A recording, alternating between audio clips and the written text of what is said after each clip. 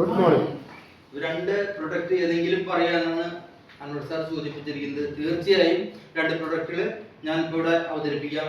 ഇന്ന് ലോക ആരോഗ്യ സംഘടനയുടെ ഒരു കണക്കനുസരിച്ച് പറയുന്നു, ഇന്ന് നടക്കുന്ന മരണങ്ങളിൽ 31.8% മരണവും നടക്കുന്നത് കാർഡിയോ വാസ്കുലർ ഡിസീസ് മൂലമാണെന്ന്. ഹൃദയ സംബന്ധമായ രോഗങ്ങളെ കൊണ്ടാണ് ഇന്നത്തെ മരണങ്ങളിൽ 31.8% എന്ന് വെച്ചാൽ 32% മരണവും നടക്കുന്നതിന്റെ കാരണം അതാണെന്ന് പറയുന്നു.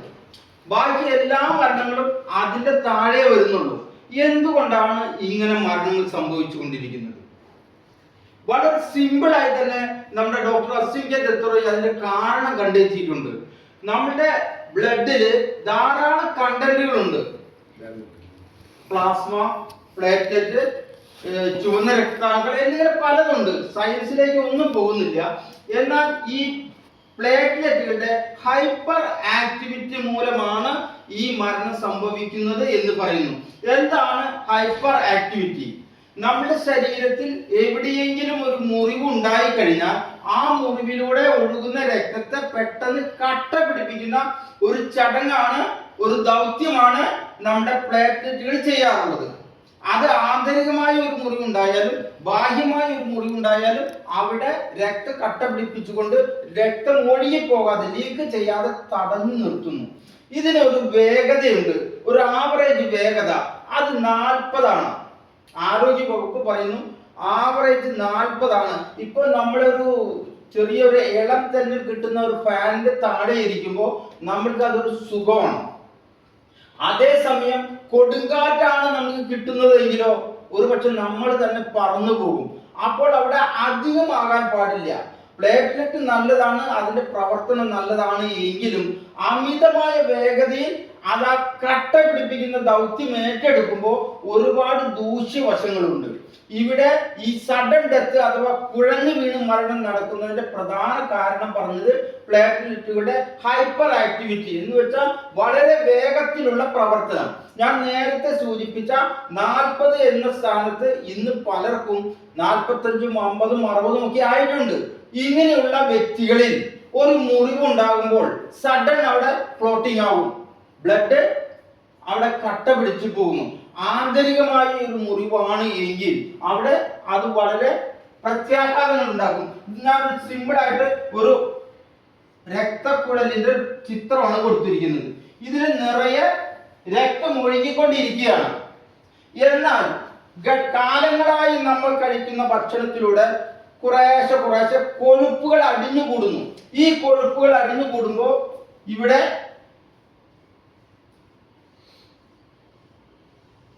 ഇങ്ങനെ ഇത്രയും സ്ഥലം കൊഴുപ്പ് അടിഞ്ഞുകൂടി കഴിയുമ്പോൾ സ്വാഭാവികമായും രക്തം ഒഴുകാനുള്ള സ്ഥലം, ആ പാസേജ് സ്പേസ് അവിടെ കുറഞ്ഞു, വോളിയം കുറഞ്ഞു. മനസ്സിലാകുന്നുണ്ടല്ലോ? ഇങ്ങനത്തെ സമയത്ത് എന്തെങ്കിലും ഒരു പ്രഷർ മൂലം, എന്തെങ്കിലും ഒരു തട്ടോ മുട്ടോ ഏതെങ്കിലും കാരണം കൊണ്ടായിക്കോട്ടെ, ഇവിടെ ഒരു ചെറിയ പോറൽ പോലെ ഒരു മുറിവുണ്ടായി. സ്വാഭാവികമായും ആ പ്ലേറ്റ്ലെറ്റുകൾ അവിടെ വന്ന് ഈ മുറിവ് ഇവിടെ ക്ലോട്ട് ചെയ്ത് രക്തം ഒഴുകുന്ന നിർത്തും. ഇതാണ് ചെയ്യേണ്ടത്. എന്നാൽ ഹൈപ്പർ ആക്ടിവിറ്റി ആകുമ്പോൾ എന്താ സംഭവിക്കുന്നത്? ശരീരത്തിന്റെ നാനാഭാഗത്തുള്ള രക്തത്തിലെ പ്ലേറ്റ്ലെറ്റുകളെല്ലാം തന്നെ ഇവിടെ ഓടിയെത്തി. ഇത് മാത്രമല്ല കട്ട പിടിപ്പിക്കുന്നത്, ഈ കംപ്ലീറ്റ് ആയിട്ട് കട്ട പിടിപ്പിച്ചു. അപ്പൊ രക്തം ഇങ്ങോട്ട് പാസേജ് ഇല്ലാതെയാവും. രക്തത്തിന്റെ സർക്കുലേഷൻ നിലച്ചു പോകുന്നു. ബ്ലഡിന്റെ സർക്കുലേഷൻ നിലച്ചു പോകുമ്പോൾ എന്താ സംഭവിക്കുക? രക്തത്തിലൂടെയാണ് നമ്മൾക്ക് ആവശ്യമുള്ള ഓക്സിജൻ ശരീരത്തിന്റെ നാനാഭാഗങ്ങളിലേക്കും എത്തുന്നത്. ഇത് നിലച്ചു പോകുമ്പോൾ ഓക്സിജൻ കിട്ടാത്ത അവസ്ഥ വരുന്നു. 1-2 മിനിറ്റുകൾക്കുള്ളിൽ ആ വ്യക്തി കുഴഞ്ഞു വീണു മരണപ്പെടുന്നു. ഇത് ഡോക്ടർ അസിം കെ ദത്തോറോയ് തെളിയിച്ചു തന്നു. ഇത് തെളിയിച്ചത് കൊണ്ട് മാത്രമായോ? ഇത് അദ്ദേഹം ലോകരാഷ്ട്രങ്ങൾക്ക് മുന്നിൽ ഈ ഒരു പ്രശ്നം അവതരിപ്പിച്ചു. ഇത് ഇങ്ങനെയാണ് മരണം സംഭവിക്കുന്നത് എന്ന് ലോകരാഷ്ട്രങ്ങളെ കൊണ്ട് മനസ്സിലാക്കിച്ചു കൊടുത്തു. ഇനി അതിനെന്താണ് ഒരു പ്രതിവിധി? എങ്ങനെ ഈ ഹൈപ്പർ ആക്ടിവിറ്റി ഇല്ലാതെ ഇതിനെ തടഞ്ഞുകൊണ്ട് നമ്മൾക്ക് ജീവിതം സുഗമമായി മുന്നോട്ട് കൊണ്ടുപോകാം? അതിനുവേണ്ടി അദ്ദേഹം പല റിസർച്ചുകളും നടത്തി. ആദ്യം ഒരു പ്രൊഡക്റ്റ് കണ്ടെത്തി.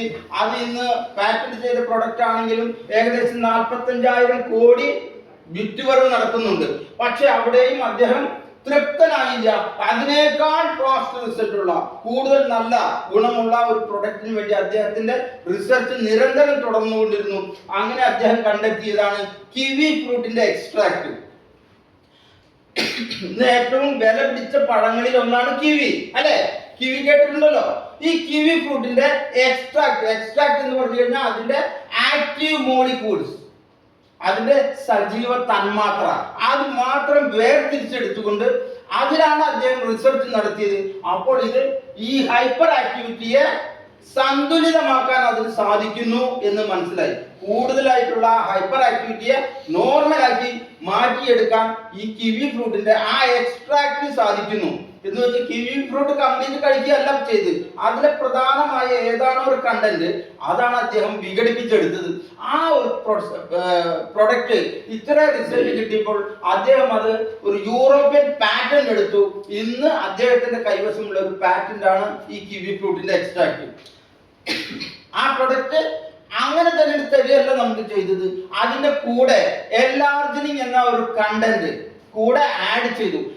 നേരത്തെ അൻവർ സാറോട് സൂചിപ്പിച്ചു, അൻവർ സാറും അൻസാറും സൂചിപ്പിച്ചു, കംപ്ലീറ്റ് പ്ലാന്റ് ബേസ്ഡ് ആണ് നമ്മുടെ പ്രൊഡക്റ്റുകൾ എല്ലാം തന്നെ. അതിൽ യാതൊരു വിധത്തിലുള്ള സിന്തറ്റിക് ഐറ്റംസോ കെമിക്കൽസോ അല്ലെങ്കിൽ ആനിമൽ കണ്ടന്റ്സോ ഒന്നുമില്ല. 100% പ്ലാന്റ് ബേസ്ഡ് ആണ്. അപ്പോൾ പ്ലാന്റ് ബേസ്ഡ് ആയി തന്നെ ഒരു എല്ലാർജിനിങ് എന്ന ഒരു ഐറ്റം കൂടി ഇതിന്റെ കൂടെ ആഡ് ചെയ്തപ്പോൾ എല്ലാർജിന്റെ ഒരു ഗുണമുള്ളത് നമ്മുടെ രക്തക്കുഴലുകളെ വളരെ ഫ്ലെക്സിബിൾ ആക്കുന്നു. അങ്ങനെ ഫ്ലെക്സിബിൾ ആക്കാൻ വേണ്ടിയാണ്, ഫ്ലെക്സിബിൾ ആക്കാൻ അതിലൂടെ സാധിച്ചു. ആ ഫ്ലെക്സിബിൾ ആയപ്പോൾ നമുക്ക് മാത്രമല്ല അല്പം എക്സ്പോസ് ചെയ്യുന്നു, അല്പം ഒന്ന് വികസിക്കുന്നുണ്ട്. നമ്മുടെ രക്തത്തിന്റെ ഫ്ലോ നല്ല രീതിയിലാക്കാൻ സാധിക്കും. അപ്പൊ അതുകൊണ്ട് തന്നെ ഈ കിവി ഫ്രൂട്ടിന്റെ എക്സ്ട്രാക്റ്റും എല്ലാത്തിനും യോജിപ്പിച്ചുകൊണ്ട് അദ്ദേഹം ഒരു പേര് കൊടുത്തു. അതാണ് യാഡിഫൈൻ. യാഡിഫൈൻ എന്ന ആ ഒരു ഉൽപ്പന്നം പാറ്റന്റ് ചെയ്താണ്. ഇന്ന് അത് ലഭ്യമാകാവുന്ന ഒരേ ഒരു സ്ഥലം യാർഡ് ലാബ്സ് തന്നെയാണ്. ആ ഉൽപ്പന്നത്തിന്റെ ഗുണങ്ങൾ എന്തൊക്കെയാണ്? തീർച്ചയായും നമ്മുടെ പ്ലേറ്റ്ലെറ്റുകളുടെ ഹൈപ്പർ ആക്ടിവിറ്റിയെ സന്തുലിതമാക്കി നിലനിർത്താൻ സഹായിക്കുന്നു. ഇൻസുലിന്റെ ഉൽപാദനം വർദ്ധിപ്പിക്കാൻ സാധിക്കുന്നു.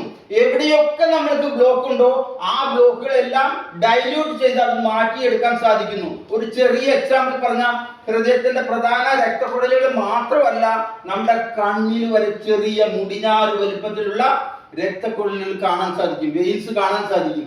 അവിടെയെല്ലാം ബ്ലോക്ക് ഉണ്ടെങ്കിലോ ആ ബ്ലോക്കും ഡൈല്യൂട്ട് ചെയ്ത് മാറ്റി കളയുമ്പോൾ സ്വാഭാവികമായും നമ്മുടെ കണ്ണിന്റെ കാഴ്ചശക്തി കുറെ കൂടി സുതാര്യമാകുന്നു. നമ്മുടെ ലിവറിൽ, കിഡ്നിയിൽ, പാൻക്രിയാസിൽ എന്നിങ്ങനെ വ്യത്യസ്തമായ ഏതെല്ലാം ഭാഗത്ത് ചെറുതും വലുതുമായ ബ്ലോക്കുകൾ ഉണ്ടെങ്കിലും ആ ബ്ലോക്കുകളെല്ലാം തന്നെ യാതൊരുവിധ സർജറിയും ഇല്ലാതെ മാറ്റിയെടുക്കാൻ സഹായിക്കുന്ന ഒരു പ്രൊഡക്റ്റ് ആണ്. മാത്രമല്ല ഇവിടെ ഈ ഇത്തരത്തിലുള്ള പ്ലേക്ക് വന്നടിഞ്ഞ ആ കൊഴുപ്പ് വന്ന് അടിഞ്ഞതിനെയൊക്കെ മാറ്റിയെടുക്കാൻ സാധിക്കുന്നു. ഇങ്ങനെ കൊഴുപ്പ് വന്ന് ഇതിനെയാണല്ലോ നമ്മൾ ബ്ലോക്ക് എന്ന് പറയുന്നത്. അപ്പോൾ ഹൃദയത്തിൽ നിന്നും വരുന്ന ആ ഭാഗങ്ങൾ മാത്രമല്ല, തലയ്ക്ക് മുകളിലോട്ടും കാലിന് താഴോട്ടും എവിടെയൊക്കെ രക്തക്കൊഴൽ, നാടി ഞരമ്പുകളൊക്കെ ഉണ്ടോ അവിടെ എല്ലാം ഉള്ള ബ്ലോക്കുകൾ നിശേഷം മാറ്റിയെടുക്കാൻ ഈ ഒരു സപ്ലിമെന്റിലൂടെ സാധിക്കുന്നുണ്ട്. ഇതിന് കോമ്പിനേഷൻ ആയിട്ട് പേര് പലതും കൊടുക്കുന്നുണ്ട്. അതാണ് ഒരു പ്രൊഡക്റ്റ് നമ്മുടെ ചീത്ത കൊളസ്ട്രോളുകളെ മാറ്റിയെടുക്കാൻ സഹായിക്കുന്നു. കണ്ണിന്റെ ത്വക്കിന്റെ ചർമ്മം, നമ്മുടെ ശരീരത്തിലെ ഏറ്റവും വലിയ അവയവം ചർമ്മമാണ്. അപ്പൊ ഈ ചർമ്മത്തിന്റെ ആരോഗ്യം, ആ യുവത്വം നിലനിർത്താൻ എല്ലാം സഹായിക്കുന്ന അതുല്യമായ ഒരു അമേസിംഗ് ഉൽപ്പന്നമാണ് യാഡിഫൈൻ.